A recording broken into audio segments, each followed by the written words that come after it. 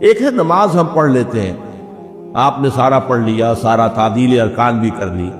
لیکن اگر آپ کا اللہ کے ساتھ ڈائریکٹ کمیونین اور ڈائریکٹ کمیونیکیشن قائم نہیں ہوا تو نماز، جس کو کہ کہا گیا کہ الصلاۃ معراج المومنین،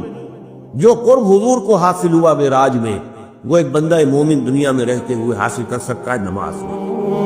اگر اس کی روح جو ہے واقعتاً ہم کا نام ہو رہی ہو الحمدللہ رب العالمین الرحمن الرحیم مالک یوم الدین ایاک نعبد و اگر ہم واقعتاً ایسے کہہ رہے ہو کہ ہمیں احساس ہو کہ ہم اللہ کے حضور میں حاضر ہیں اور عرض کر رہے ہیں، سجدہ کریں تو حدیث میں آتا ہے کہ ایسے محسوس ہو کہ گویا کہ میں نے اپنا سر اللہ کے قدموں میں رکھ دیا، یہ ہے نماز۔ اب جو گفتگو ہو رہی ہے یہ ہم کلامی ہے، الصلاۃ معراج المومنین، اہل ایمان کے حق میں یہ نماز جو ہے یہ معراج کے دن ہے، لیکن یہ نماز کیسے نصیب ہوگی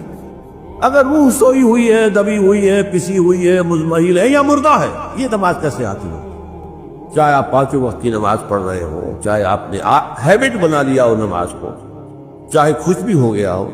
لیکن یہ کہ جب تک وہ روح بیدار نہ ہو، جب تک ہم کلامی نہ ہو، افلاق سے آتا ہے نالوں کا جواب آخر،